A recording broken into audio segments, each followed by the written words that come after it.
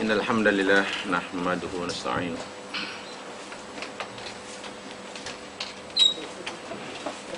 wa natubu ilaihi wa nastaghfiruh.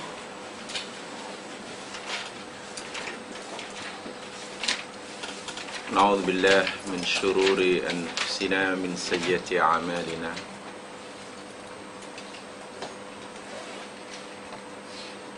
Man yahdihillahu fala mudilla lahu wa man yudlil fala hadiya lahu.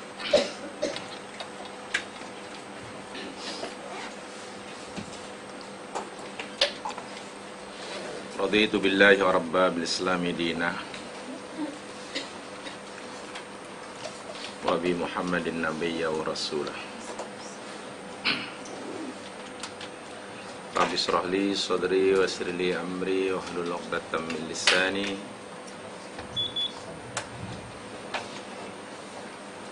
yafqahu qawli. Allahumma amin.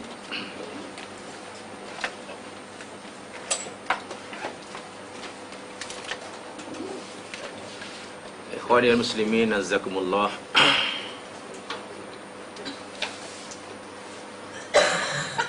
Kita akan teruskan siri pengajian kita Talbisul Iblis.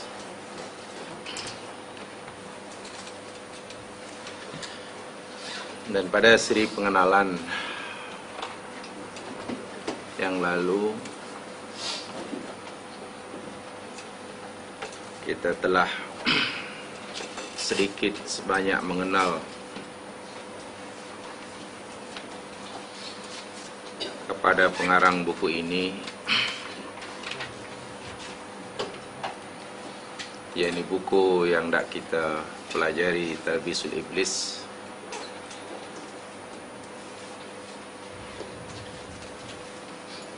Beliau adalah Jamaluddin Abul Faraj Abdurrahman bin Ali bin Muhammad Al-Jauzi,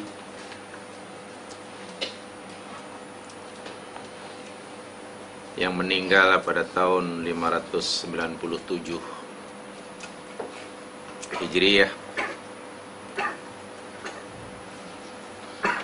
Seorang imam, seorang yang sangat alim, seorang hafiz. Sekian ribu hadis dengan sanadnya telah dihafalnya. Seorang mufassir, ahli tafsir, seorang muhaddis, bahkan juga seorang mu'arikh, pakar sejarah. Dan tak kalah pentingnya, beliau juga seorang yang mahir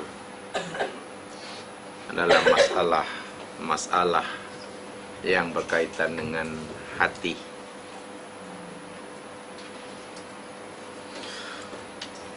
Puluhan bahkan ratusan kitab telah dihasilkan oleh beliau ini,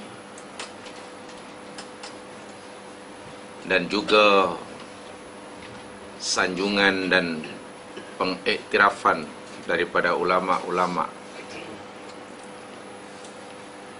yang sezaman dan yang hidup selepasnya, tak terkecuali oleh seorang guru tafsir Ibnu Katsir rahimahullah, yang sangat menyanjungi beliau, yang sangat mengagumi akan keluasan ilmunya, yang punya iltizam dan komitmen yang tinggi terhadap agama yang dipercayainya hingga akhir hayatnya.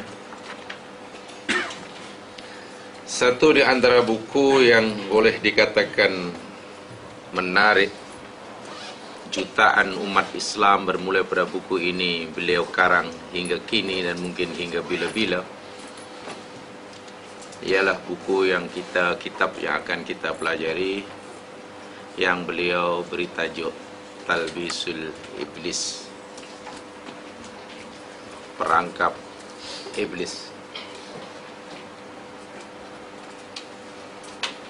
Kalau pada siri lepas kita telah pelajari maklumat-maklumat daripada ayat-ayat Al-Quran berkaitan dengan adawatul syaitan lil insan, pemusuhan syaitan atas arahan iblis bagi manusia, yang semua ayat yang bercerita tentang al-adawah, pemusuhan ini, dirangkaikan oleh Allah dengan huruf lam, lil insan, lakuma, lahu, lakum, semuanya menggunakan huruf lam, bagi. Yang di dalam bahasa Arab sebenarnya lam itu seperti mana yang kita sedia maklum memberi makna lam al-ikhtisas dan lam at-tafarrugh. Maksudnya iblis ini dan syaitan sebagai pengikutnya 24 jam dalam sehari, duduknya, berdirinya, berjalan, diamnya, pagi, petang, siang, malamnya, apa yang dilakukan, ima besar wa ima kecil, semuanya itu dilakukan dalam rangka pemusuhannya terhadap manusia. Tak ada satu pun yang tidak dilakukan melainkan semata-mata kerana untuk demi kebencian dan permusuhannya sesama manusia kepada manusia. Bermakna kalau iblis memusuhi kita 100%,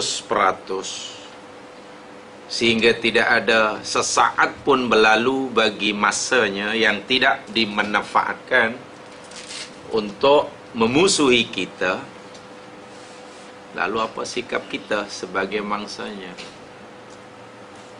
Adakah kita hendak menyelamatkan diri kita daripada penyesatan iblis hanya sambil lewat, part time, sedangkan iblis sesatkan kita full time? Adakah kita menghadapinya hanya dengan part time, atau mungkin hanya dengan sometime? Malang bagi mereka yang no time. Sayang sekali, 24 jam dalam sehari, 7 hari dalam seminggu. Itu makna lam dalam kalimah lil insan, lakum, lahu, yang telah kita pelajari pada siri yang lepas. Itu makna al-ikhtisas wa tafarrugh. Saya yakin dan percaya kalau umpamanya A tak suka dengan B, insya-Allah yang dilakukan oleh A ni tak semuanya dilakukan dalam rangka pemusuhannya dengan B. Ada yang dilakukan untuk menyerang sendiri, ada kadang yang menyalahkan muka untuk orang lain. Berbeza dengan iblis, berbeza dengan syaitan. Kerana terdorong dan tarik dengan maklumat yang Allah berikan dalam huruf lam, lil insan, lakum, lahu, yang kita dah pelajari itu, satu di antara yang menyebabkan, yang membangkitkan keinginan yang kuat pada diri seorang ulama terkenal ini, Ibnul Jauzi, untuk melahirkan kitab, menghasilkan kitab Talbisul Iblis. Kerana cintanya kepada diri sendiri yang tidak rela disesatkan oleh musuh satu-satunya ini, dan tentu kerana cintanya kepada sesama umat Islam khasnya yang hidup sezaman dengan beliau dan umat Islam yang hidup selepas beliau. Satu jasa yang tidak kecil satu jasa yang teramat sangat besar. Bertuahlah kita yang hidup selepas beliau ini.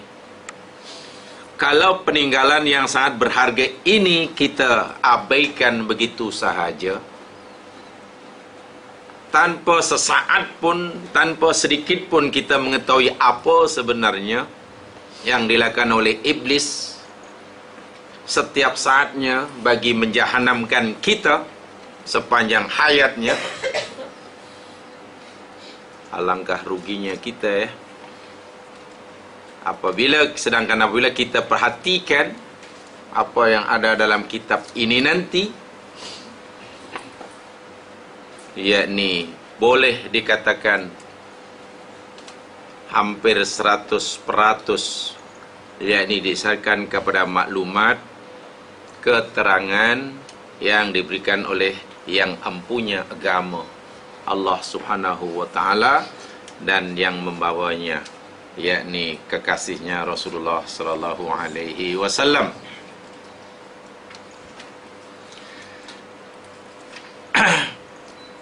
Bagian yang pertama, kerana di dalam kitab ini nanti ya mas sekalian,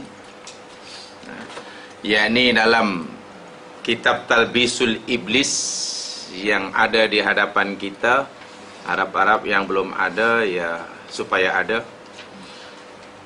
Yang ada tu teruskan ada. Jangan sekejap ada, sekejap tak ada.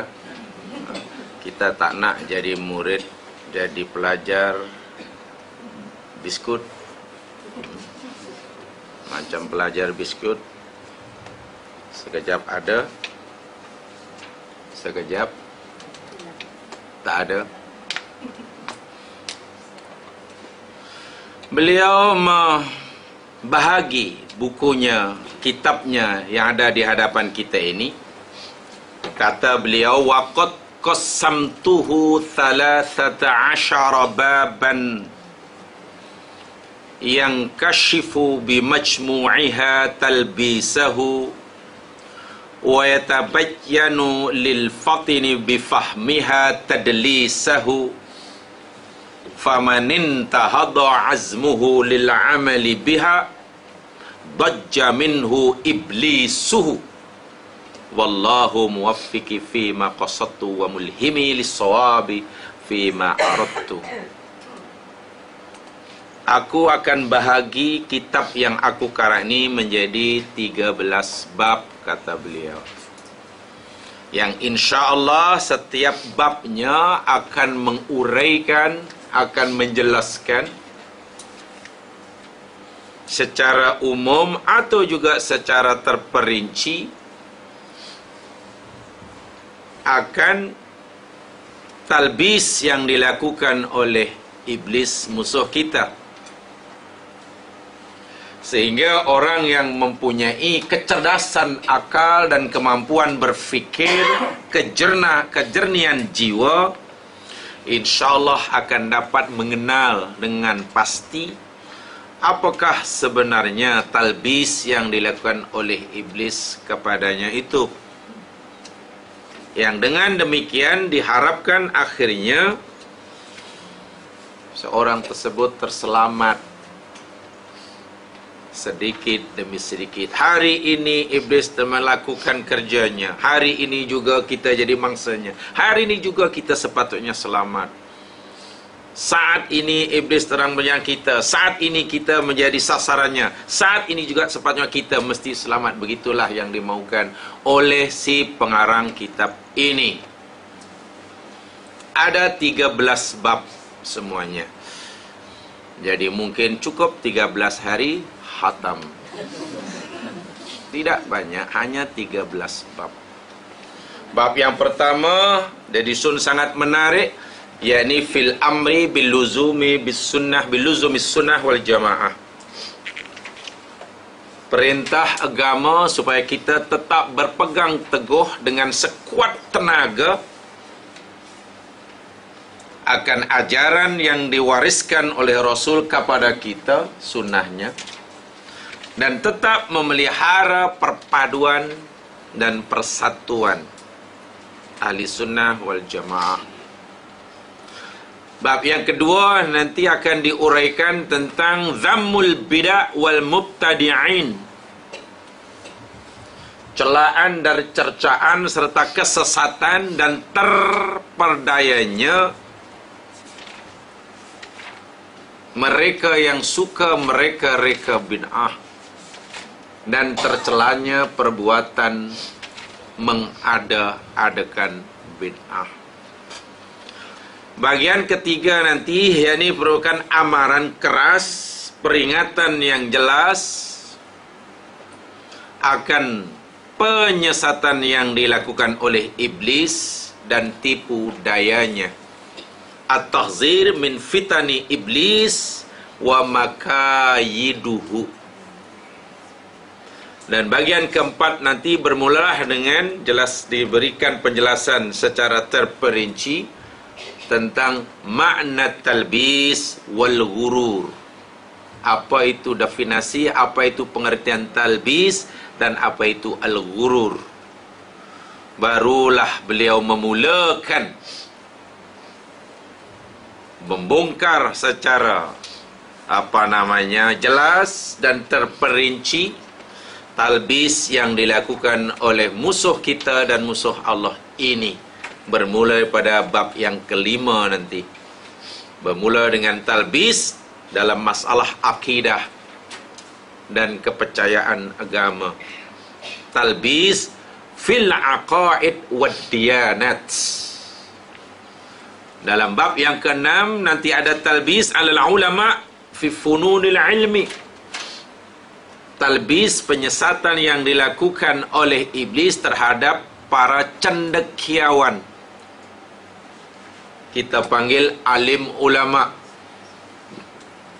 Terserahlah nak panggil apa, alim ulama ke, golongan cendekiawan, golongan intelektual, golongan ilmuwan, cerdik pandai, tak terkecuali menjadi sasaran dan mangsa penyesatan iblis. Kemudian bab ketujuh nanti diceritakan tentang penyesatan dan talbis iblis terhadap alal wulati wassalatin, terhadap golongan penguasa, pemerintah dan pemegang kekuasaan pun menjadi mangsanya. Bagaimana iblis menyesatkan golongan yang diberi amanah memerintah, kuasa, al-wulad wassalatin. Dan bab ke-8 akan dijelaskan tentang talbis iblis terhadap al-ibad fi fununil ibadah, pada ahli ibadah. Orang yang kuat melakukan ibadah pun tidak terkecuali menjadi mangsa dan sasaran iblis. Mampukah iblis menyesatkan orang yang ahli ibadah? Jangan kita fikir iblis tidak punya cara tersendiri. Dia ada langkah-langkah yang boleh mematikan musuhnya. Kecuali musuh yang jadi mangsanya juga mempunyai strategi, mempunyai senjata yang boleh mengalahkannya juga.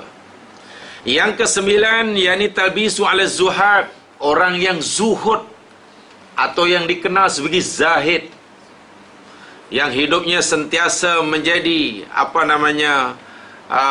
ikutan orang lain. Bila sebut zuhud, biasanya akan terbayang dalam fikiran kita. Kalau saya kata umpamanya jamaah sekalian, di kampung saya ada orang yang terkenal zuhud. Apa yang jamaah bayangkan dalam fikiran sekarang? Orangnya macam mana? Tua atau muda? Di kampung saya ada orang yang sangat zuhud. Macam mana orangnya, tua atau muda? Dah berumur atau masih muda? Maksudnya begitulah. Dah berumur ya.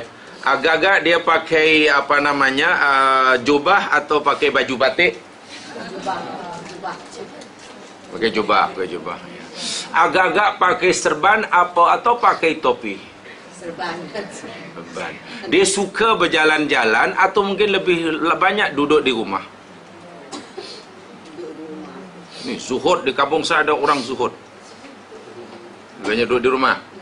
Agaknya orangnya badannya taf ataupun kurus melidi.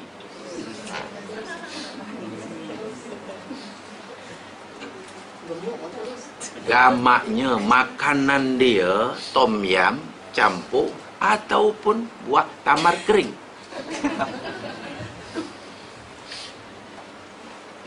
Tengok, kita sudah boleh membayangkan kalau sebuah suhud mesti begitu. Ya, ini kesilapan selama ini, kesilapan persepsi begitulah. Entah, saya tidak tahu semenjak bila dan akan sampai bila, saya tidak tahu kesalahan persepsi seperti itu. Mudahlah kalau kita tidak faham arti zuhud, arti ni sabar, arti qanaah, sangat mudah menjadi sasaran talbisul iblis. Tapi kalau kita memahaminya dan mempraktikannya sebagai pemahaman yang benar, iblis hanya geleng-geleng kepala kepada orang yang seperti ini. Orang yang kenal zuhud, zahid orangnya, zuhad jamaknya, pun tak terkecuali menjadi mangsa penyesatan iblis. Yang ke-10 nanti diuraikan panjang lebar, talbisuhu ala sufiyah. Golongan-golongan sufi, golongan-golongan yang larut tenggelam dalam keasyikan zikir dan wirid. Mereka yang mungkin tenggelam dan hanyut, mungkin dalam lautan muraqabah dan musyahadah gamaknya, pun tidak terkecuali daripada penyesatan iblis. Maksud saya, iblis sentiasa punya cara tersendiri untuk menyesatkan siapa saja yang menjadi mangsanya. Ada celah-celah yang dikenal pasti oleh iblis untuk iblis menyesatkannya. Yang ke-11 nanti dzikri talbisu 'alal mutadayyinin bima yushabbihul karamat. Yani iblis akan menyesatkan terhadap orang-orang yang beragama, yang dengan keagama istimewanya mungkin mendapatkan karamah-karamah, kita panggil begitu, atau pelat Melayu keramat. Sebab bila orang keramat biasanya iblis lari, belum tentu. Kalau orang keramat iblis lari, beli aja rumah kat Tanjung Keramat. Itu panggil orang keramat. Yang ke-12 nanti talbis iblis terhadap orang awam. Dan yang terakhir yakni talbis iblis, ini yang paling dahsyat sekali dan paling mudah. Iblis mungkin baru batuk pun orang ini dah sesat. Iblis tidak perlu berpeluh-peluh menyesatkannya. Iblis mungkin baru tengok pun orang itu dah sesat. Atau iblis belum bangun tidur dia sesat. So iblis mungkin panggil orang ini Pak Cik. Orang yang panjang angan-angan dia. Bukan cita-cita tapi angan-angan. Bukan roja tetapi umniyah. Dan dalam hidup ini adakah kita yang kita miliki ini roja atau yang kita miliki ini umniyah? Itu kadang kita tak boleh bezakan. Kalau yang kita miliki, yang kita ada dalam diri kita ni hangan-hangan, saya kata ni iblis belum bangun pun kita sudah sesat. Jadi iblis pun mungkin dah malah terkejut. Aku belum suruh dah buat. Jadi mungkin memang iblis panggil dia Pak Cik lah. Kagum lah maknanya, kagum sungguh. Itu sangat bahaya. Dan kenyataannya rupanya betul. Ramai daripada kita umat manusia, maksud saya, dalam hidup di dunia ini yang tugasnya, wajiban utamanya yakni oleh Allah SWT untuk mengabdikan diri kepadanya, bukan menjalani kehidupan berdasarkan harapan, cita-cita, atau dalam bahasa agama dipanggil roja, tapi lebih kepada umniyah, hangan-hangan. Hangan-hangan, sehingga bila angan-angan, ya tidak akan. Nabi sendiri pun dah bagi tahu kan, keinginan manusia melaut dan melangit. Nabi tak kata begitulah, saya kata begitu. Nabi kata Bila anak Adam ni mempunyai satu lumbung emas, dia nak lumbung yang kedua kan. Maknanya satu tak cukup, dia nak dua. Kalau ada dua lumbung, mungkin nak tiga, nak seterusnya. Apa maknanya? Itulah yang saya maksudkan. Itu maknanya keinginan manusia, angan-angan manusia ni melangit dan melaut. Melangit maknanya ya setinggi langit lah. Melaut tu angan-angan dia tengok melaut dan melangit. Ya akhirnya orang tengok pun meluat lah.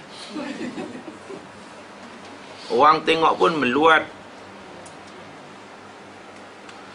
Untuk menghadapi strategi dan taktik penyesatan yang cukup pintar, sebagiannya telah kita jelaskan dahulu dalam tajuk beberapa hari yang lalu. Kita telah membicarakan tajuk mengenal musuh. Mengenal musuh tu tajuknya beberapa hari yang lalu di tempat ini juga. Maksud saya beberapa hari ini lebih 3 hari gitulah. Bila saya sebut beberapa hari yang lalu, mana lebih 3 hari. Lebih 3 hari itu boleh jadi 30 hari, boleh 300 hari, boleh jadi 3000 hari. Di sana telah kita jelaskan beberapa cara yang dilakukan oleh iblis, oleh syaitan untuk menyesatkan manusia sebagiannya. Jadi sebagian kandungan kitab yang kita pelajari ini sebetulnya telah kita pelajari dahulu dalam tajuk mengenal musuh. Dahulu sudah ada dahulu. Baik, jamaah sekalian, mari kita mulakan lihat bab yang pertama. Dalam bab yang pertama, al-amru biluzumis sunnah wal jamaah. Ini bab yang pertama. Muka surah berapa tu ya? Saya tadi silap bawa buku 24. Saya boleh bawa buku dosa-dosa besar pula. Tapi tak apa, ini ada yang Arabnya depan saya ni. Tak ada masalah, semua ada. Hanya payahnya kalau ada Arab terpaksa menterjemahkan ni. Bab yang pertama, sebab tadi ada 13 bab, jadi hanya perlu 13 kali. So hanya 13, harap-harap 13 kali hatam lah. Al-amru biluzumis sunnah wal jamaah.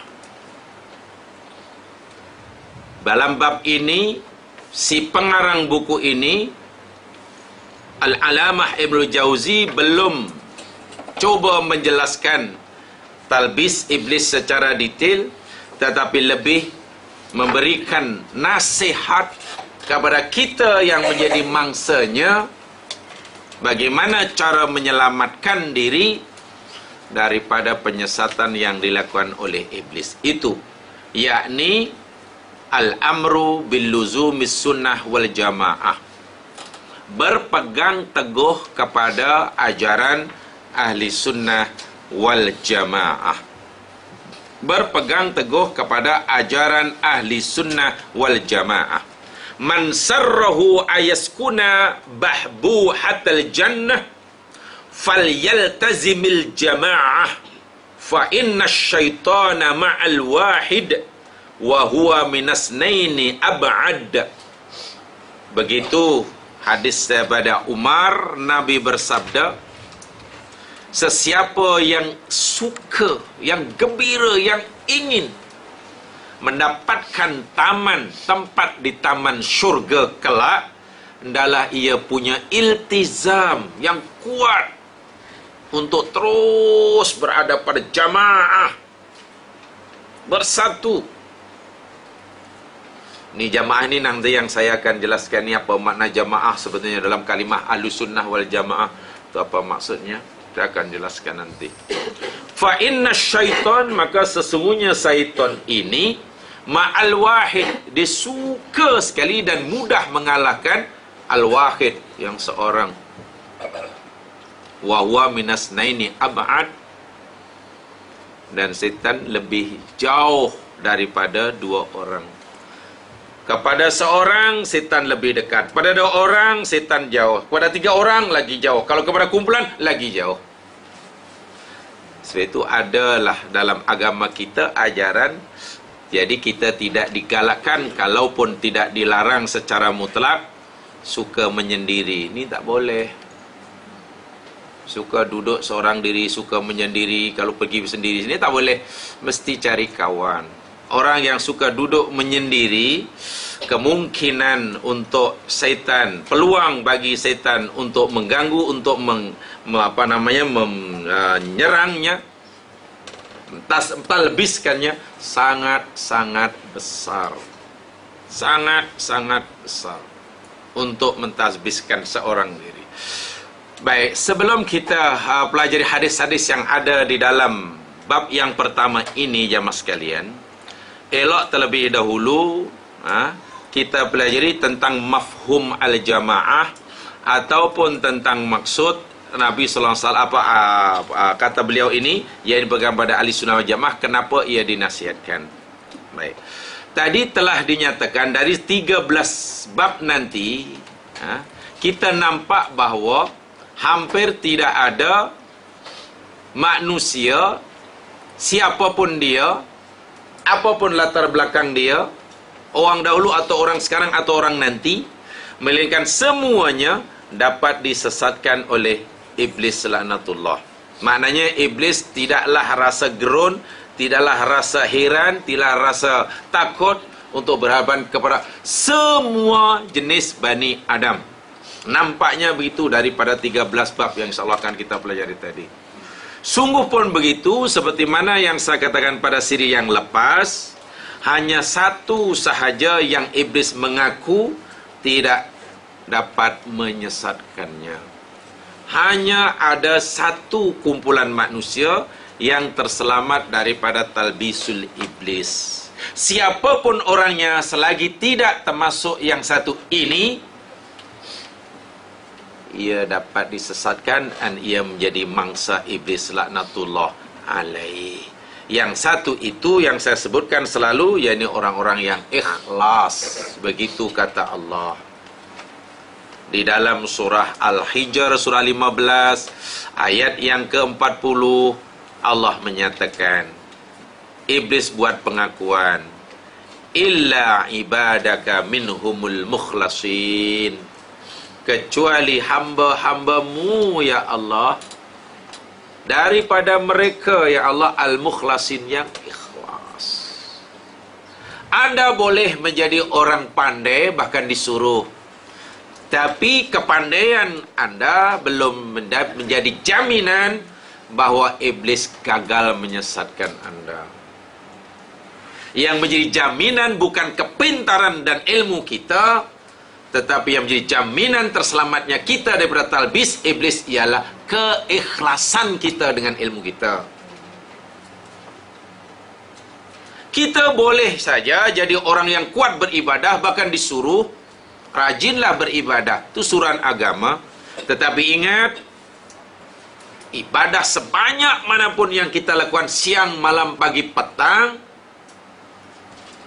belum menjadi jaminan yang kita selamat daripada talbisul iblis.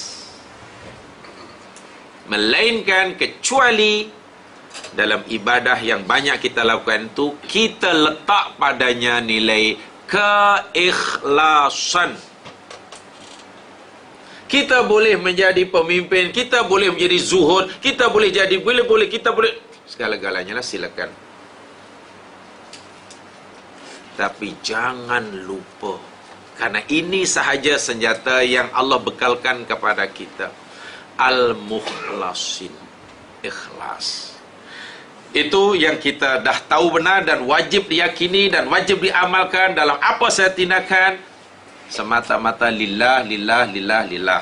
Lebih faham tentang apa makna ikhlas dalam pelajaran yang lain telah kita pelajari dalam Sidqul Qalbun Salim yang dah hatam tu, sudah. Jadi tidak perlu diulangi. Nampaknya jamaah sekalian, Ibnul Jauzi meletakkan bab yang pertama, yakni mesti berpegang kepada ajaran ahli sunnah wal jamaah, yang sumbernya yakni Al-Quran dan hadis Nabi sallallahu alaihi wasallam sahaja yang boleh membolehkan seorang terlepas daripada talbisul iblis. Pemilihan bab ini nampaknya yakni berdasarkan firman Allah Subhanahu wa taala di dalam surah Al-Baqarah. Inilah dasar, inilah ayat yang dijadikan dasar oleh beliau ketika meletakkan, menyusun buku ini, bahwasanya bab yang pertama kita disuruh berpegang kepada ajaran Ahli Sunnah wal Jamaah yang bersumber pada Al-Quran dan Hadis kalau kita ingin selamat daripada penyesatan iblis. Apakah dasar beliau meletakkan ini sebagai bab yang pertama? Suratul Baqarah ayat yang ke-38. Inilah dasarnya. Inilah alasannya. Al-Baqarah ayat 38.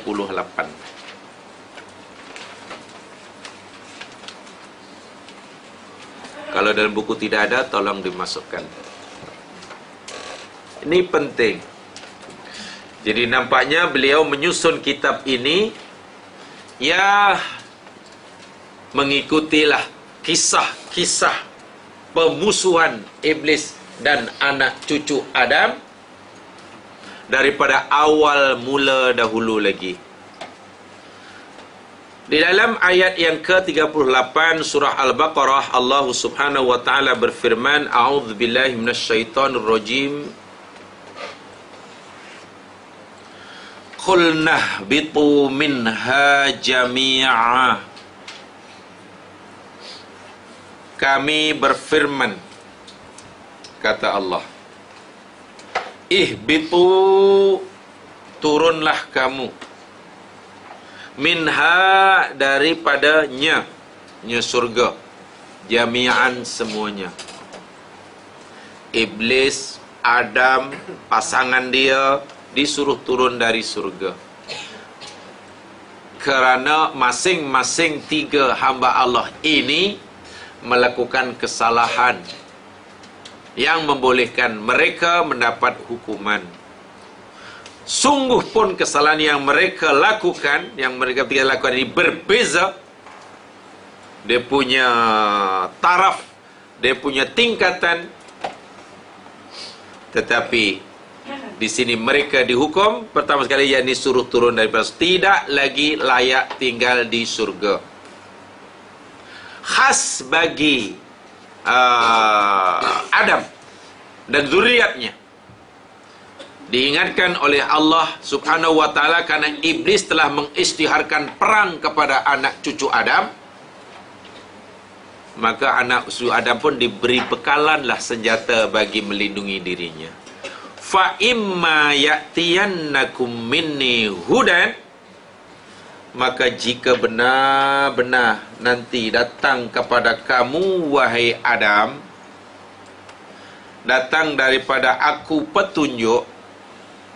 Ini menunjukkan bahawa Allah telah dari awal-awal lagi berjanji akan memberikan garis panduan dalam menjalani kehidupan untuk menyelamatkan dirinya, berjaya menemui Allah kelak di akhirat.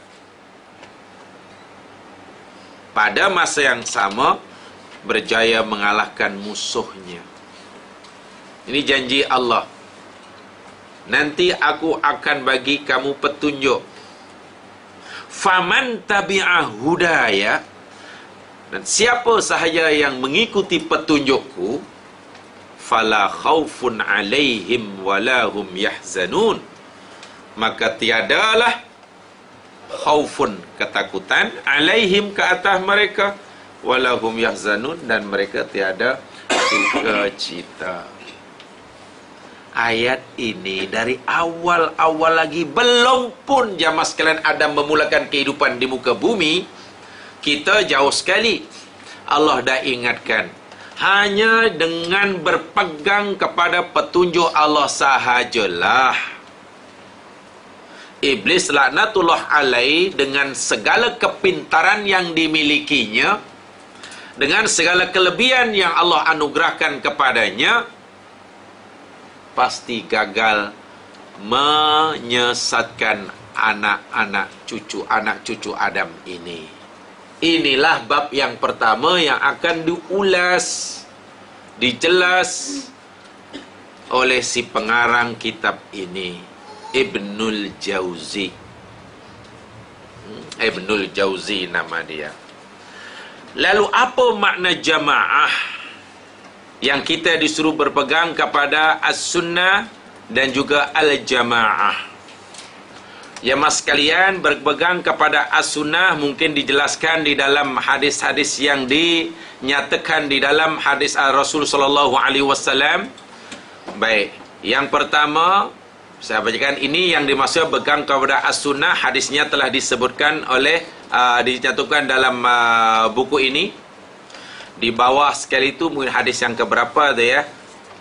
Yani hadis daripada Abu Muawiyah, daripada Yazid, daripada Ziyad bin Ilaqah, daripada Arfajah, qala sami'tu Rasulullah sallallahu alaihi wasallam yaqul, aku mendengar Rasulullah SAW bersabda, yadullahi 'alal jamaah, tangan Allah itu berada di atas tangan jamaah. Jamaah maknanya golongan ramai. Wasyaitanu ma'a man yukhaliful jamaah, dan syaitan itu akan bersama orang yang menyalai jamaah. Ada di bawah tu ya hadis. Ada. Ini susahnya cari ini. Ya, katakan saja ada aja lah. Hanya belum jumpa gitu. Katakan sudah ada. Jamaah ada. Di situ dicantumkan tak hadisnya? Atau terjemahan saja? Arabnya ada? Maknanya ada lah. Katakan saja ada. Senang. Ada. Kalau tak ada, nanti malah ada tugasan, tolong cari. Lagi susah. Katakan saja ada.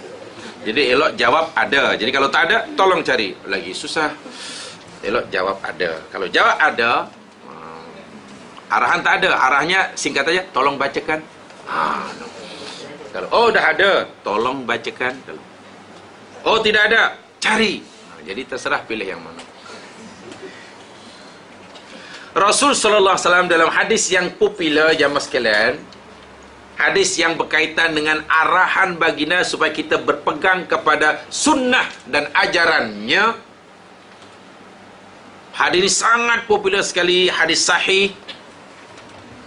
Rasul sallallahu alaihi wasallam yakni ketika menjelaskan perkara ini dengan membuat satu lakaran geometri,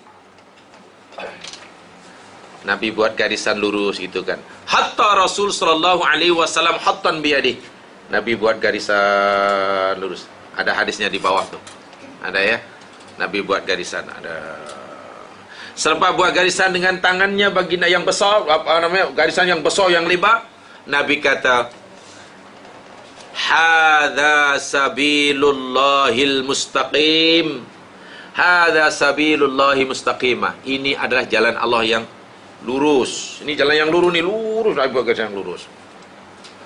Thumma hatta an yaminihi wa shimalihi. Lalu Nabi buat garisan kecil-kecil kanan kiri garisan yang besar tadi. Macam buat highway lah, gambar highway besar. Ini sirat mustaqim. Kanan kiri buat garisan lagi kecil, laluan kecil. Di kanan kiri jalan tadi. Kanan kiri garisan yang besar tadi. Thumma qala, lalu Nabi bersabda, hadhis subul laisa minha sabilun illa alaihi syaitan. Jalan yang kecil kanan kiri yang banyak ini, jalan yang banyak jumlahnya ini, tidak ada satu pun jalan melainkan ada di atasnya syaitan. Yad'u ilaih, yang sentiasa menyeru, mengajak, memanggil-manggil kepadanya. Lalu Nabi membaca firman Allah yang menjadi wasiat Allah yang ke-10 yang telah kita pelajari, al-wasaya al-asru, 10 wasiat Allah. Wasiat yang ke-10 dalam surah Al-An'am 153, wa anna hadza sirati mustaqiman fattabi'uh wa la tattabi'us subula fatafarraqa bikum an sabilih. Sesungguhnya ini adalah jalanku yang lurus, ikuti oleh kamu akan dia, jangan kamu mengikuti jalan-jalan yang lain, niscaya kamu akan berpecah, bercerai-berai daripada jalan itu, Hadis-hadis yang semakna dengannya ni sangat-sangat banyak. Perintah Allah, perintah Nabi kepada kita supaya berpegang teguh kepada sunnahnya disampaikan oleh Nabi dalam banyak sabdanya. Dan ini bukan suatu yang baru, bukan suatu yang asing. Karena banyaknya riwayat yang sampai pada kita kaitan dengan arahan Nabi kepada umatnya, berpegang kepada ajaran yang baginda wariskan kepada kita.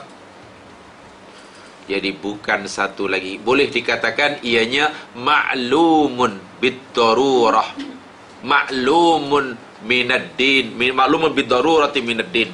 Sesuatu yang dah pasti, yang telah dikenal secara pasti, ianya datang daripada agama. Hadis yang lain umpamanya seperti mana Nabi pernah bersabda, Inna Israel tafarraqat ala snatain wa sam'ina millah. Sesungguhnya Bani Israel telah berpecah menjadi 72. Hadis itu biasa kita dengar, dalam buku itu pun ada. Wa tafarraqat ummati ala thalasin wa sab'in. Umatku pula berpecah menjadi 73. Kulluhum finnar, semuanya dalam neraka. Illa millatan wahidah, kecuali satu. 73 semua di neraka kecuali satu. Menggerunkan sungguh. Qalu man hi ya Rasulullah? Yang satu tu siapa ya Rasul, kata sahabat. Qala ma ana alaihi wa ashabi. yakni mereka yang sentiasa berada di atas jalan yang aku lalui dan jalan yang sahabat-sahabat aku lalui. Mereka yang berada di atas jalan di mana aku dan sahabatku berada.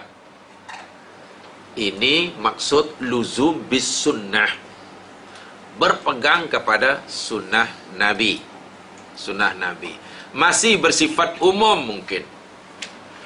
Ada juga yang lebih lagi jamaah sekalian, mungkin lebih kecil lagi yang dimaksudkan, mengikuti sunnah yang dalam hadis-hadis yang lain telah kita pelajari. Dan juga ayat-ayat Al-Quran. Amaran Allah sangat keras sekali kepada mereka yang tidak atau mengabaikan ajaran yang diwariskan oleh Rasul sallallahu alaihi wasallam. Sangat-sangat besar. Sangat-sangat besar dan sangat-sangat serius mereka yang mengabaikan atau tidak mengambil berat untuk mengikuti ajaran yang diwariskan oleh Rasulullah sallallahu alaihi wasallam, sebagaimana yang dinyatakan oleh Allah jamaah sekalian dalam surah An-Nur umpamanya. Ini hadis dan ayat-ayat yang saya nyatakan, yang dicantumkan oleh Imam Ibn Jauzi berkaitan dengan perintah berpegang pada sunnah Nabi. Jamaah nanti dahulu kepada sunnahnya. Di dalam surah An-Nur, surah yang ke-24 ayat yang ke-63 umpamanya, surah 24 ayat yang ke-23, Allah Subhanahu wa taala berfirman, a'udzubillahi minasyaitonir rajim, la taj'alu du'a ar-rasuli bainakum ka du'a'i ba'dikum ba'dan. Janganlah kamu menjadikan panggilan kamu kepada Rasul kamu sebagaimana panggilan sebagian kamu, cara memanggil sebagian kamu akan sebagian yang lain. Artinya, bila kamu hendak memanggil Rasulku, janganlah cara kamu memanggil Rasulku sama dengan kamu memanggil saudara kamu sendiri. Panggil nama, panggil kanan, jangan. Abu Bakar panggil Umar, ya Umar, itu aja. Ya Abu Bakrin, ya Abu Hurairah, ya Utsman, ya Ali, ya.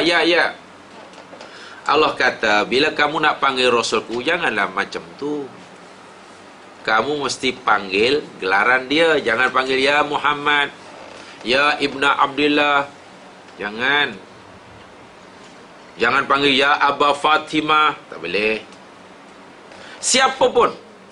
Jangankan orang lain. Isteri Rasulullah pun tak ada peluang, tak ada can untuk panggil Nabi, suami kekasihnya, ya darling. Tak ada. Tak ada. Itu bahasa Arab kah? Bukan bahasa Arab itu. Ya darlingu. Tak ada. Tak ada can. Bapa mertua baginda Rasul, Abu Bakar As-Siddiq, Umar bin Khattab, tak ada can nak panggil Nabi Muhammad, wahai menantu kesayanganku. Ali bin Abi Thalib, Utsman bin Affan sebagai menantu baginda, tak ada peluang nak panggil wahai bapa mertuaku. Putri-putri Rasulullah tak ada peluang nak panggil wahai bapa kesayanganku. Semuanya mesti memanggil ya Rasulullah atau ya Nabi Allah, ya Rasulullah, Nabi Allah. Ini yang pertama. Hatta memanggil pun ada peraturan, tak boleh sama. Qad ya'lamullahu alladhina yatasallaluna minkum liwadha. Allah telah mengetahui orang-orang yang meninggalkan majlis dengan sembunyi-sembunyi. Ini hujung ayat ini. Falyahdharil ladzina yukhalifuna an amri. Hendaklah takut mereka orang-orang yang menyalahi perintah Nabi. Orang yang menyalahi perintah Nabi, Nabi suruh dia tinggal, Nabi tak suruh dia buat, begitulah. Nabi suruh keluar dia masuk, Nabi suruh masuk dia keluar, menyalahi lah. Mukhalafah dengan Rasulullah. Bukan muwafaqah tapi mukhalafah. Sepertinya muwafaqah. Seiring sejalan, muwafaqah. Ini mukhalafah. Sentiasa melawan. Ya tak melawan macam mana. 10 Muharram Nabi suruh puasa. Arafah Nabi suruh puasa. Bukan Nabi sekadar suruh, Nabi sendiri buat. Dia tak buat.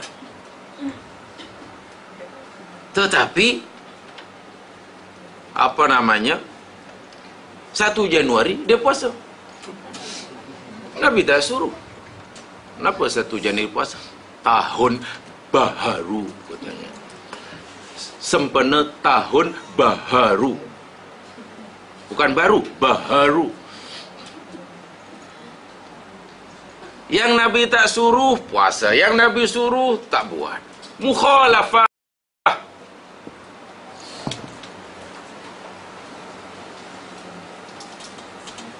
Ajaran Rasul, bila bayi dilahirkan umur 7 hari, ya sembelihlah kambing, seekor ke atau 2, bergantung jenis jan dan tinanya.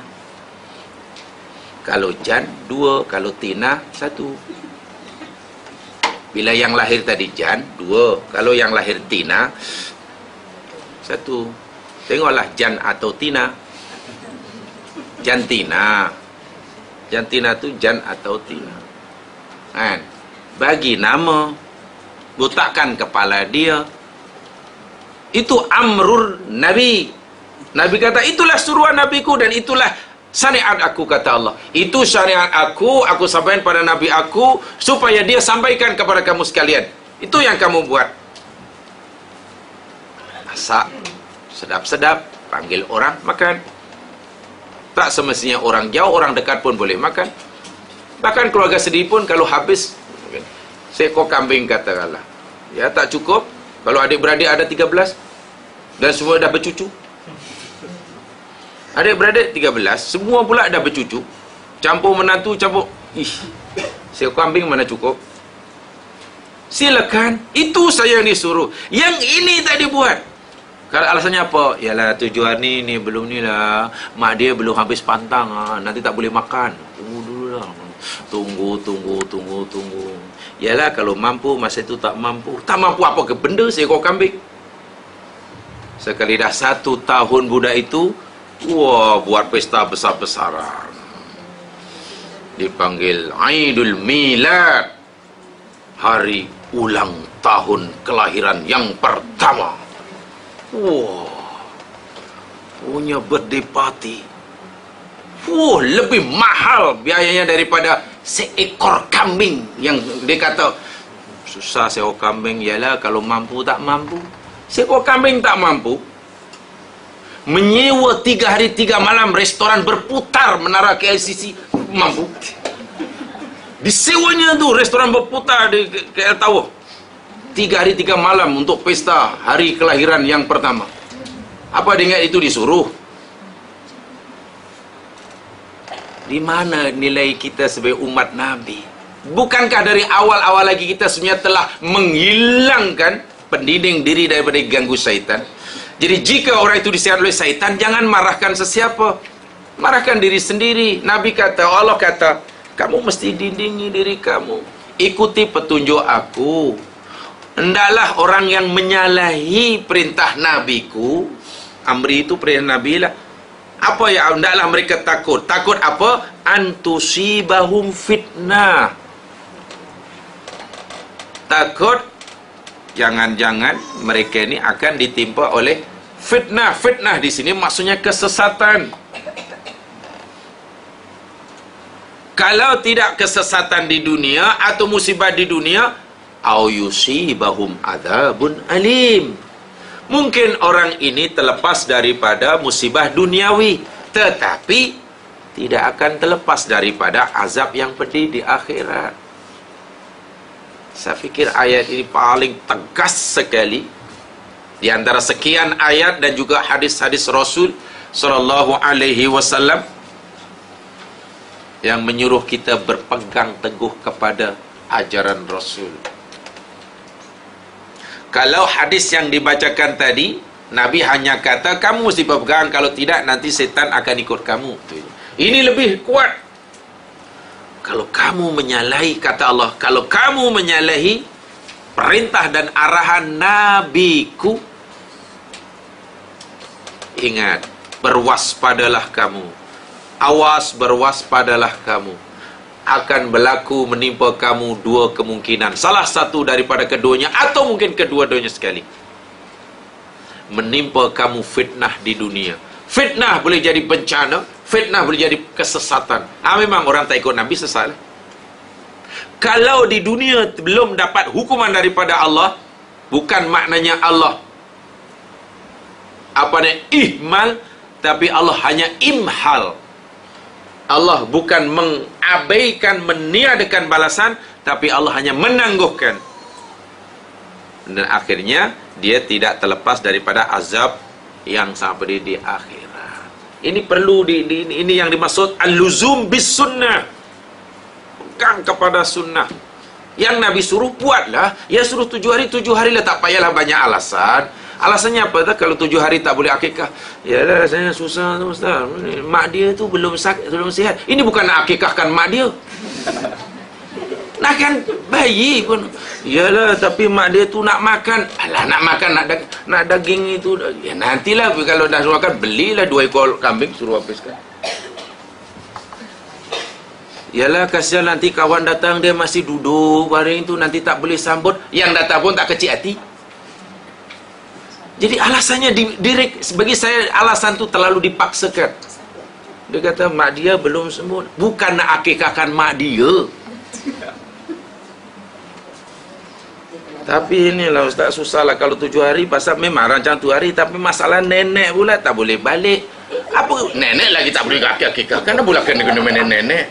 Tapi nenek lah yang paling nyibuk. Ya, takkan menyibuk dilayan. Ya kena tegaslah dalam agama. Yang ini akhirnya terlepas. Saya tak katalah akikah itu wajib, memang tak wajib pun.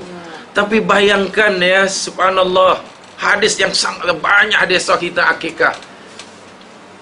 Kerana tidak diberikan prioriti, tidak diberikan keutamaan, tidak beri tumpuan, akhirnya yang disuruh oleh Nabi dianggap tidak ada. Tapi tengok bila dah 2 minggu, 1 bulan sebelum jatuh tarikh ulang tahun yang pertama, mulai pada mak budak, bapak budak, nenek budak, atuk budak dah sibuk dah. Nanti macam mana pun tak boleh bincang musyawarah agung, ini catering mana, ini macam mana, baju dia macam mana.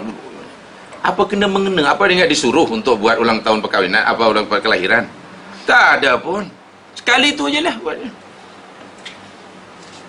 Dan itu betul-betul ulang bukan ulang tahun ya, ulang hari-hari apa namanya, birthday party itu sebenarnya akikah itulah jamaah sekalian.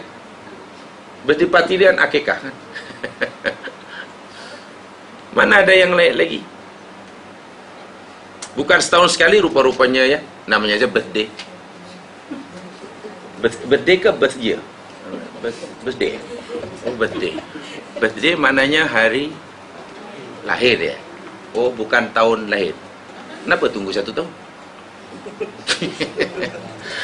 Rasul SAW ketika ditanya oleh sahabatnya, ya Rasul, macam mana ya Rasul bila aku ni puasa hari Isnin? Oh, boleh. Hari Isnin yakni hari aku dilahirkan. Ada nilai ibadah. Tengok, hari Isnin hari aku dilahirkan. So Nabi birthday dia hari Isnin lah. Jadi kalau hari sebenar hari kelahiran Nabi ini cuti, tiap hari Isnin cuti. Malahnya hari Maulid Nabi ini setahun sekali, itu masalah dia, iaitu setahun. Kalau sempena hari kelahiran Nabi, setiap hari Isnin cuti. Jadi Sabtu cuti karena sempena Sabat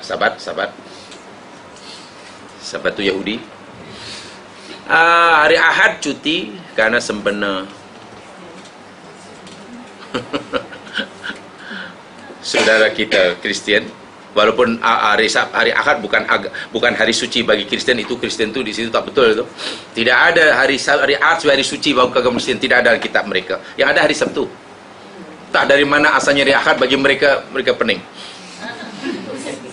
Betul. Jamaah baca, coba sekarang ada satu YouTube ya. Ini pelik sungguh lah. Dunia ni makin pelik. Yang Islam murtad, percaya kepada agama Kristian, tapi yang Kristian, yang padi Kristian tak percaya pada agamanya, kemudian meluk agama Islam. Ini berlaku sekarang ini ya, di Indonesia khasnya. Yang keluar Islam, yang murtad ini bukanlah orang-orang alim, bukan, itu orang awam je lah. Tak adalah orang-orang tok guru, tok alim, tak ada orang murtad. Ya orang awam itu ajalah. Entah apa tujuannya, masuk Kristian, belajar Kristian dan seterusnya. Yang masuk Islam ini, yakni padi Kristian. Padri. So bila padri maknanya hatam lah Injil tu. Padri apa kan? Yang masuk Kristian tadi tiba-tiba ingin jadi padri, terpaksalah belajar Injil dulu. Akhirnya mereka dipertemukan. Tapi saya respect kedua-duanya ini bersedia berdialog tu. Saya sangat kagum sekali. Jadi debat di situ ada satu tajuk. Debat antara murtadin dengan mu'allaf. Mu'allaf versus murtadin. Tengok dalam YouTube. Nanti jam makan hanya gelak mendengar jawapan si murtadin ini. Murtadin ini orang murtad lah. Jadi si padri Kristian yang dah jadi Muslim ni, yang gelaklah dengan alasan si padri semalam ni. Dia kata nampak gaya tuan padri kena belajar lebih dulu lah apa betul. Saya dah khatam lama. Hanya gelak sebab semua tak betul. Baca Quran tak erti walaupun asalnya Islam, sekarang pula baru nak belajar Injil dan ingin mempertahankan kebenaran agama Kristian. Ya, si padri yang dah khatam Injil yang sekarang dah Muslim ni hanya gelak aja lah. Tapi berani boleh ditukan tu. Sangat-sangat menarik perdebatan tu. Jadi debat antara mu'alaf versus murtadin. Lihat Tunisia ada tu. Dan yang menguruskannya, the facilitator dia apa? Ya ni kalau di sini panggil tabung haji lah. Sebab dia buat perdebatan tu di bangunan kompleks haji di Jakarta. Sangat menarik. Ya, tak kira yang kita mana betul mana salah, kita tahu yang Muslim mesti betul. Dan tidak perlu khawatir si padri si mu'alaf tadi akan kalah. Pertama dah menguasai agama Islam, karena selepas meluk agama Islam dia terus pergi mondok, dia terus belajar, dia terus mengaji terus dan seterusnya. Jadi dah ada dua bekalan lah. Islam pun dah tahu, Kristian memang dah lama jadi dari padri. Bahkan juga ada mu'alaf daripada Sami Buza yang sangat terkenal, Sami Hindu. Saya juga jadi Muslim. Jadi tidak ada dalam agama Kristian hari Ahad ni hari suci, tidak ada. Jadi si mu'alaf ini namanya mu'alaf lah sebab masuk Islam. Tanya kepada si murtad ini, dari mana kamu meraihkan, kamu anggap hari Ahad hari suci bagi Islam? Tolong tunjukkan dalam Injil mana, dalam ayat mana. Bingung mereka, memang tak ada pun. Yang ada dalam kitab mereka hari Sabtu. Jadi mereka itu tambahan kamu. Kenapa kamu anggap itu? Baiklah, kalau katalah itu terima saja. Kemudian hari Isnin cuti sebab sebenar hari kelahiran Nabi. Mereka kan berturut-turut ya. Sabtu, Ahad, Isnin. Maknanya satu minggu orang kerjaan hanya 4 hari. Itu belum lagi mungkin hari Selasa sebenar hari apa. Carilah. Oh, ini kata sempena kelahiran Nabi Suhaib. Cuti lagi. Hari Rabu sempena kelahiran Nabi Yunus. Cuti lagi. Hari Khamis sempena kelahiran Nabi apa lagi umpamanya? Nabi Ilyas. Cuti lagi. Hari Jumaat kelahiran Nabi Adam umpamanya. Nampak gaya?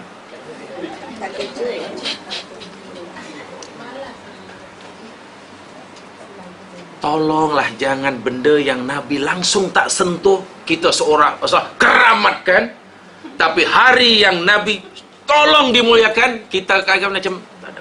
Ini sudah mukhalafah awal lagi zaman sekarang. Satu dinding, satu benteng pendinding diri ini sudah kita runtuhkan sendiri.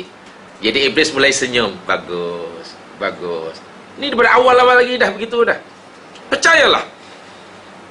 Satu sunnah diruntuhkan, iblis sudah mulai dekat. 2 sunnah diruntuhkan, 3 sudah dekat. 3 sudah dekat.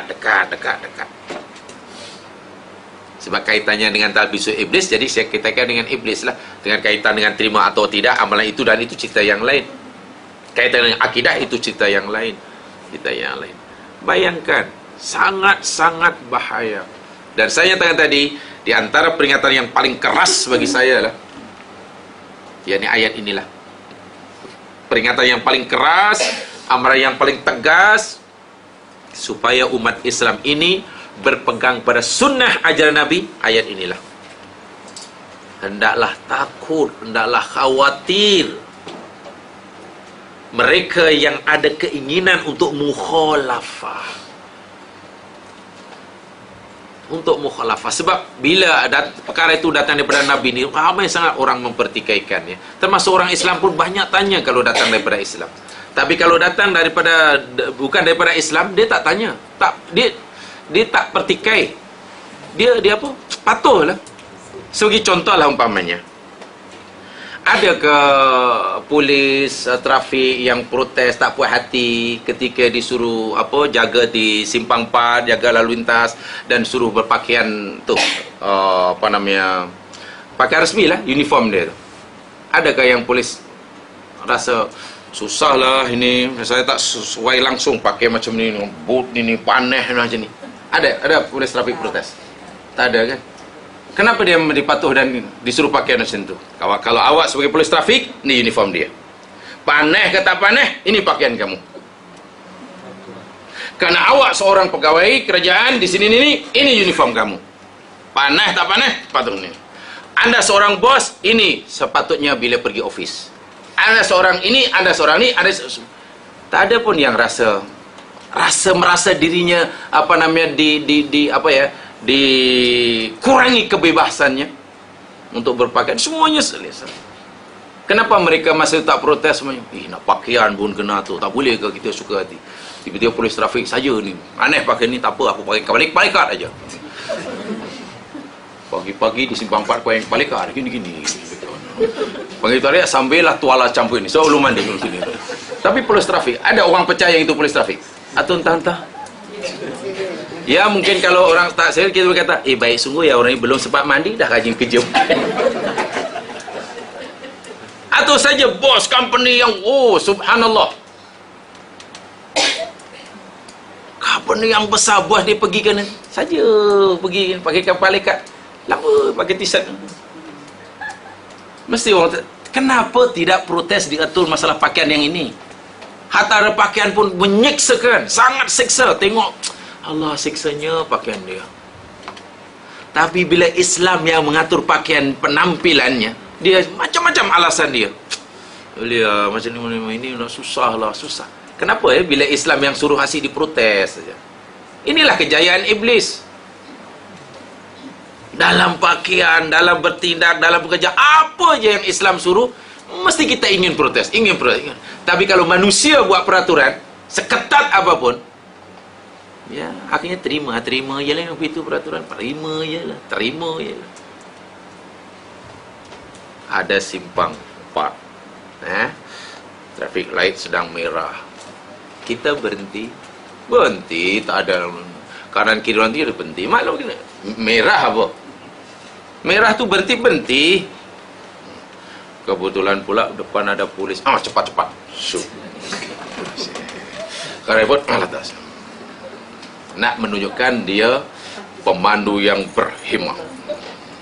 Berhenti tu. Dipatuhi tu. Seat belt patuhi, tak boleh pegang telefon patuh. Ada lampu merah berhenti. Berhenti. Wah, tahukah kita orang tadi mungkin bukan nak pergi kerja. Dia nak pergi merompak.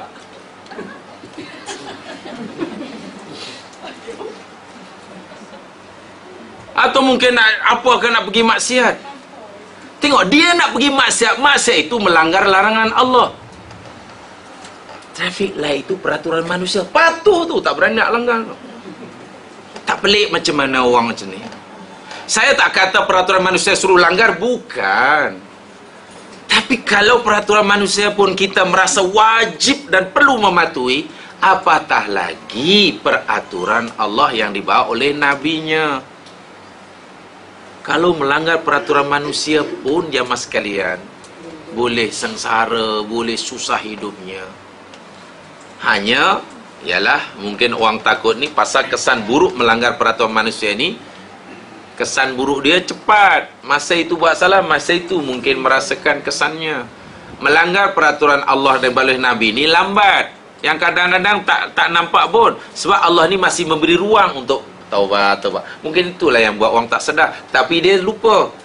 Sekali kita melanggar peraturan mukhalafah dengan ajaran Nabi, setan sudah dekat. Dan seterusnya. Itu yang kita takuti. Seperti saya katakan tadi, bila apa yang Nabi suruh kita tinggal, yang Nabi tak suruh kita besar, kita keramatkan. Benar, saya kadang rasa pelik sungguh.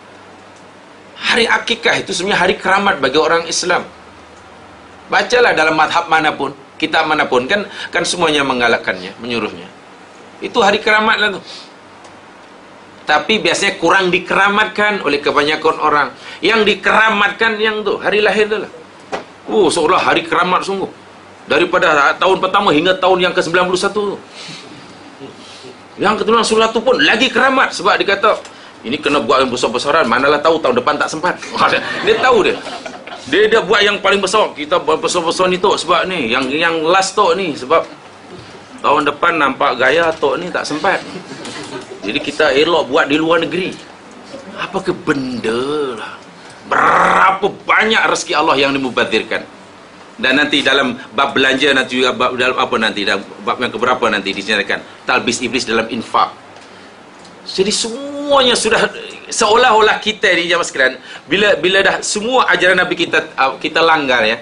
Seolah-olah bila ajaran Nabi kita langgar, seolah-olah tangan kita ni digerakkan oleh iblis. Kaki kita, kamu gitu. Semua ni dikawal oleh iblis. Jadi iblis sebagai pemandu kita menjadi kuda tunggangan dia. Kau makan. Tak hina macam mana? Sangat-sangat hina. Kita benar-benar telah diperkuda oleh iblis. Diperkuda ke dikeldaikan? Lagi buruk ya. Kita telah dikeldaikan oleh iblis. Sangat hina. Wal'iyadzubillah tu'manudzubillah. Dan dosanya bukan itu sahaja. Tadi bab infaknya yang sudah salah, sudah silah, salah belaka.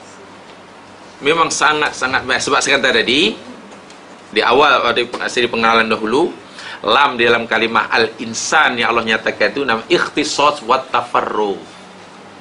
Bermakna iblis ini nak menghabiskan umurnya siang malam pagi petang, sementara menunggu ajalnya tiba kelak Tak ada lain yang dilakukan, duduk diamnya, bercakap diamnya, berdiri pagi, petang, siang, malamnya, semata-mata untuk, itulah cemana namanya kan, cemana. Tak ada yang dilakukan untuk selain itu, tak ada. Tak ada. Iblis tak apa, minggu depan nampaknya mana cari yang, oh minggu saya nak cuti, saya nak pergi melancong. Iblis nak melancong ke mana? Dia tak ada nak cuti, nak melancong, iblis tak ada. Apa yang nak dia? Kalau melancong pun niatnya nak tu. Nah, tak apa, rasa-rasa susah nak jadi mencari mangsa di Darut Taklim, susah sikit sebab orangnya kuat-kuat. Ya mungkin cari pindah lain, bukan nak melancong, cari mangsa yang memang pernah jamaah sekalian, setan dan iblis ini susah nak cari makan di tempat itu. Tengok salah satu kandungan khutbah Nabi dalam khutbah wida. Nabi bagi tahu kepada jamaah dia, qad ya'isa syaitan fi mautinikum hadza. Syaitan telah berputus asa menyesatkan kamu di negerimu ini. Nak tunjuk bahawa Nabi memberi pujian kepada akidah dan pegangan Islam yang dimiliki oleh kaumnya. Karena kuatnya pegangan akidahnya, maka iblis dah tak ada canlah nak menyesatkan pengikut Nabi. Sebab itu Nabi katakan iblis dah putus asa dah hidup di tanah Makkah ini. Bukan bermakna iblis tak ada lagi ruang, dia akan cari tempat yang lain. Bayangkan alangkah bertuahnya orang tinggal di tempat yang iblis putus asa tinggal di situ. Dah tak tahan ingin pergi tempat lain. Jangan malah menarik ya. Ini yang pertama ya, yang perlu diambil berat oleh kita, berpegang kepada sunnah Nabi. Al-Jamaah belum sempat saya sampaikan. Dan apa maksudnya? Sekecil apapun yang disuruh oleh Nabi, ia besar di sisi Allah. Benda nampak kecil bagi kita, tapi karena Nabi yang menyuruh atas arahan Allah, tidak ada benda yang kecil, semuanya benda besar. Apalagi ketika kita belajar Al-Kabair, besar atau kecilnya dosa, kalau kita fikir betul-betul, rupa-rupanya menurut penjelasan ulama, bukan terletak pada jenis dosa semata-mata, tapi juga bergantung kepada ni, bagaimana hati kita, jiwa kita ketika melakukan dosa tadi. Ketika orang melakukan dosa, katalah dosa itu dosa besar, kemudian dia menyesal, kemudian dia takut kepada Allah, ketakutan kepada Allah karena diburu rasa bersalah, menangis siang malam, kan Allah ampunkan kan. Jadi dosa besar pun dah tidak hilang itu ya. Tapi sebaliknya ketika orang melakukan dosa, walaupun dosa itu disenai sebagai dosa kecil, tapi ketika melakukannya langsung tidak ada respek walaupun sedikit kepada keagungan Allah, maka Allah akan memandangnya ia dosa besar, dan Allah akan turunkan azab ketika itu kepada mereka pelaku dosa. Walaupun dosa itu kecil, tapi langsung tak ada respek sedikit pada Allah masa melakukannya, Allah akan menghadapinya dengan sifat al-adlu. Sebaliknya bagi orang yang melakukan dosa besar sekalipun, tapi selepas itu menyesal kecewa, ketakutan pada Allah, Allah akan menghadapinya dengan sifat al-ghafurur rahim. So kita jangan meremehkan dosa. Sebab itu pada zaman Nabi, tengok, ada seorang sahabat suruh makan dengan tangan kanan, dia tak mau kan. Tak nak. Tak boleh ya Rasul, tak boleh ya Rasul, tak boleh. Nabi kata apa? Tak bolehnya tangan kamu sihat. Sebenarnya tak ada yang halang dia daripada makan dengan tangan kanan kecuali karena kesombongannya. Akhirnya tengok, Allah hukum dia, Allah siksa dia. Tak boleh dia angkat tangannya ke mulut selepas itu. Walhal nampaknya makan dengan tangan kiri mungkin setengah orang macam biasa, tapi ia bukan menjadi biasa bila ia berkaitan dengan perintah Nabi. Yukhalif, bukan malah dibangga-banggakan ya, malah apa seluruhnya makan dengan kiri. Itu tangan setan kata Nabi. Nabi pun kata setan makan dengan tangan kiri. Ya dengan tangan kanan lah, dengan tangan kanan. Saya fikir sekedal manapun orang, walaupun orang itu hyper kedal pun, insya Allah makan dengan tangan kanan boleh. Orang hyper kedal memang pukul tak boleh dengan tangan kanan, tak boleh, tulis tak boleh dengan tangan kanan, kan? Apa lagi tangan kanan, mesti semua tangan kiri. Namanya hyper kedal. Insya Allah bila makan boleh, percayalah. Nah, itu keluar TV apa yang cakap bukan saya hanya ikut apa yang dicakap di dalam TV itu. Ada satu doktor pakar itu, soal-soal, ya begitulah keistimewaan Islam katanya. Sekedal manapun, bahkan beringkat hyper kedal, bila suruh makan dengan kanan, insya Allah boleh. Tapi menulis tak boleh. Menulis tak boleh. Memukul rasa kekok nak ni mesti Nih. Tapi bila makan dengan boleh pula. Itu keistimewaan. Jadi alasan kidal tak ada. Kidal nama. Kidal. Kidal. Kiri dari lahir. Iya kan? Kidal itu kiri daripada lahir, bukan. Jadi dah tak boleh.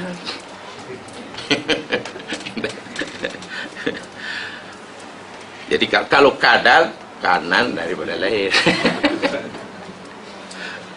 Mudah-mudahan diberkati oleh Allah Subhanahu wa taala. Sampai itu yang saya sampaikan sedikit tentang iltizam dengan sunnah, dan nanti kita teruskan dengan al-jamaahnya. Lalu apa itu jamaah? Lalu apa ciri-ciri al-sunnah wal jamaah, supaya kita benar-benar memahami dan berpraktik akan dia bagi memberikan benteng yang pertama. Jadi talbisul ilbas. Mudah-mudahan diberkati. Subhanakallahumma bihamdika asyhadu an la ilaha illa anta astaghfiruka wa atubu ilaik.